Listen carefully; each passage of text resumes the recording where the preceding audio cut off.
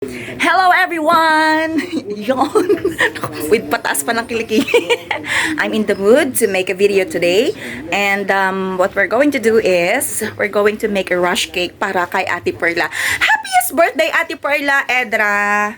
See you later! Oh, ayun nga mga kaibigan, nag-start tayo ng 6:30 PM sa pagmi-mix nitong ating batter na chocolate chiffon. And there you go, natapos naman natin siya ng madali at talagang kinailangan nating mag-electric fan dito para mabilis lumamig. Actually, nung inisingan ko 'to medyo mainit-init pa.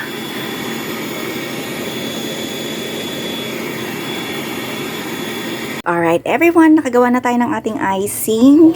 So, we're going to color it 3 colors. Well, actually, we're just going to add 2 colors, green and red. And the white one no longer. Kasi, it's going to be a plain white. So, white, yellow, white, green, and red. And now we've sliced our cake. So, this is chocolate chiffon. Yan. And we're going to add our ganache as the filling. So later on, we're going to mix ganache and whipping cream. Wow, love it! Yummy! Okay, so kahit man lang palaman masarap, 'di ba? So this is my homemade ganache. As in from scratch. Ayan mga kaibigan, so yung ganache natin talagang rush din. So while we are baking yung chiffon cake natin kanina, nagsalang na rin tayo ng ating homemade ganache. At this is how we iced the cake kanina. So medyo nag-ano tayo ng nag-crumb coat tayo ng konti. At talagang hinati natin yung cake na medyo mainit-init pa. Kasi nga talagang super rush ito dahil we have to be in the church at 9:30 dapat. Yan, kasi sumalubong tayo at 10 kanina. So, yung time na dapat ay nandun na tayo sa loob. So, yan lang,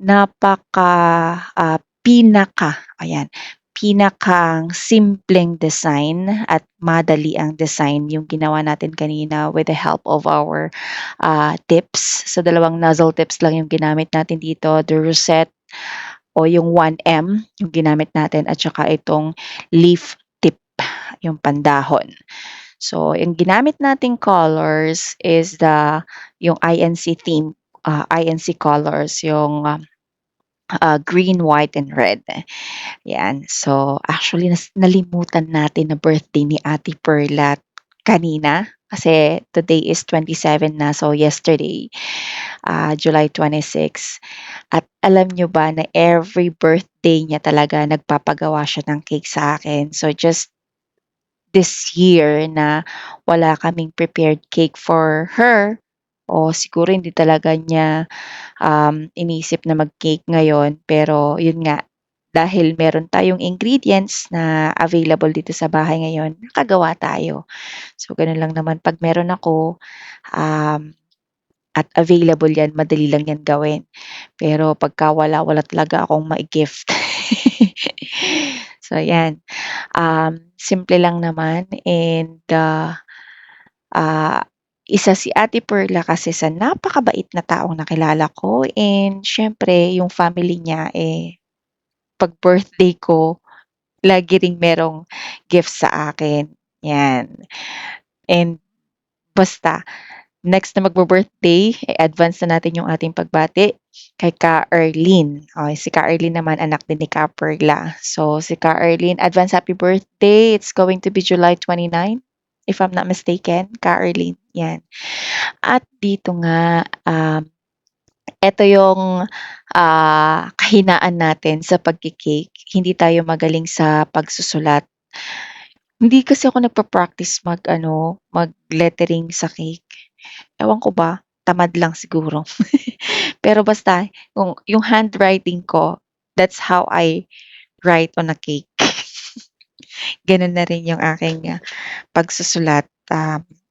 paggamit ko ng ballpen, it's like I'm handling a ballpen here kapagka susulat tayo sa message sa ating mga case.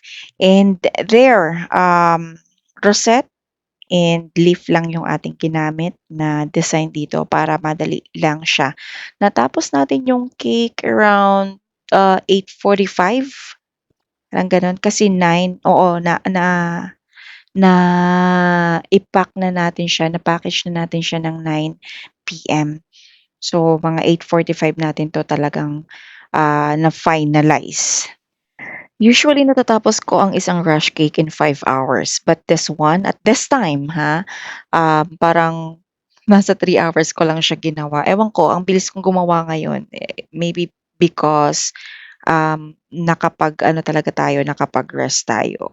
So 'yan, again, happy, happy birthday po Ate Perla. Sana nagustuhan mo 'tong munting gift ko sa'yo at sana nagustuhan niyo yung lasa. Hindi ko natikman, pero I know na special 'yan for you.